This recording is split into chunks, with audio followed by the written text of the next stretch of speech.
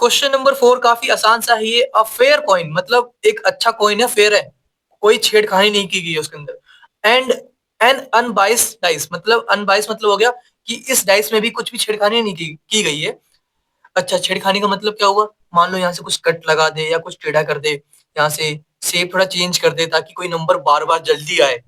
Okay, मतलब ये यहाँ पे अनबाइस है, मतलब प्रॉपर है, बढ़िया डाइस है, मतलब सब चीज की आने की प्रोबेबिलिटी बराबर है। 1 की, 2 की, 3 की, 4 की, 5 की, 6 की, सबकी बराबर प्रोबेबिलिटी है।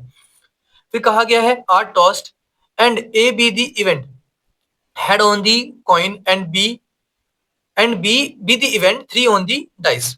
अच्छा, ये बात तो ठीक है। चल क्या रहा है यहाँ पे? एक कॉइन को टॉस किया गया, ओके, तो हेड आएगा या टेल आएगा। उसके बाद एक डाइस को फेंका गया, डाइस को थ्रो किया गया। अगर आप डाइस को थ्रो करते हो तो 1 2 3 4 5 6 ये 6 के 6 नंबर आ सकते हैं। तो हेड के साथ हेड आया तो उसके बाद 1 2 3 4 5 6 आ सकते हैं। या अगर टेल आया सिक्का उछालने के बाद तो आपको ये 6 नंबर 1 2 3 4 5 6 मिल सकते हैं। तो नंबर ऑफ पॉसिबल आउटकम्स का क्या बन गया? Head 1, head 2, head 3, head 4, head 5, head 6, tail 1, tail 2, tail 3, tail 4, tail 5, tail 6। तो यहाँ पे लिख रखा है मैंने। ओके, फिर कहा गया है ए क्या है हमारा? ए एक इवेंट है जिसमें हेड आ रहा है, ठीक है। तो हेड कहाँ कहाँ पे आ रहा है बताओ? Head 1, head 2, head 3, head 4, head 5, head 6। तो यहाँ पे ही लिखे हुए। और बी हमारा इवेंट है जिसमें 3 आ रहा है। किस पे? डाइस पे। डाइस का है हमारा, ये रहा डाइस हमारा, है ना। तो डाइस पे 3 कहाँ पे आ रहा है? ये रहा, मतलब हेड 3 और टेल 3। तो हेड 3 और टेल 3, इसी में 3 है और किसी में 3 तो है नहीं। तो ये दो आउटकम्स आ गए। किसकी प्रोबेबिलिटी निकालनी है? Check whether A and B are independent. हमें चेक करना है कि इंडिपेंडेंट है या नहीं है, ये करना है। इंडिपेंडेंट का फॉर्मूला ये होता है, आपको करना क्या होगा, यहाँ पे ए बी दे रखे हैं तो ए बी का इंटरसेक्शन की प्रोबेबिलिटी निकालनी है। अगर वो इक्वल आ जाए, probability of A into probability of B के, तो हम कह देते हैं कि इंडिपेंडेंट है। तो आपको सिर्फ ये प्रूव करना है।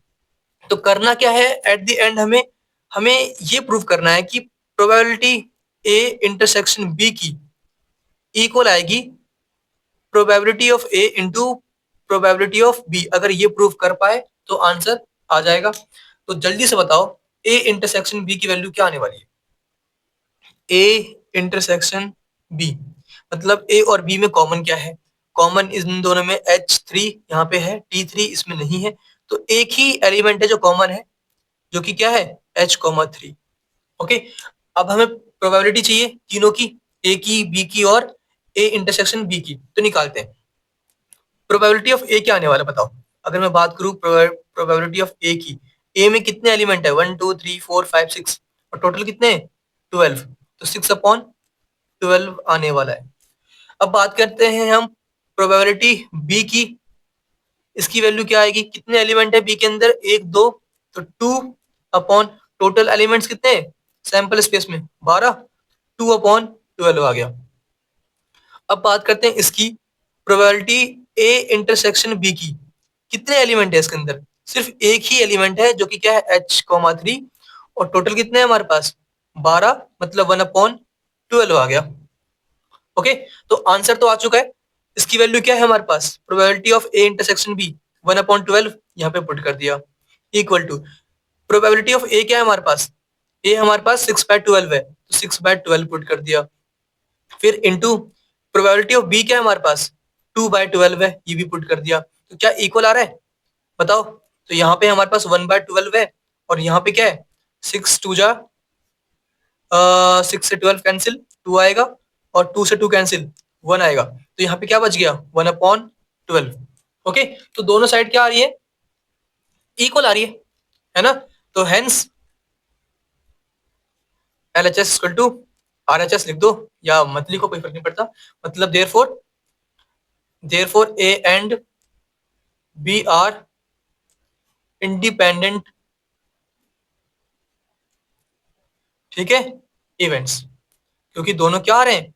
इक्वल आ रहे हैं। इसकी वैल्यू भी 1/12 है और इसकी वैल्यू भी क्या है? 1/12। तो आपको सिर्फ इतना ही करना है, ये नोट कर लो, आपने पहले भी बहुत बार देख रखा है ऐसे। ओके।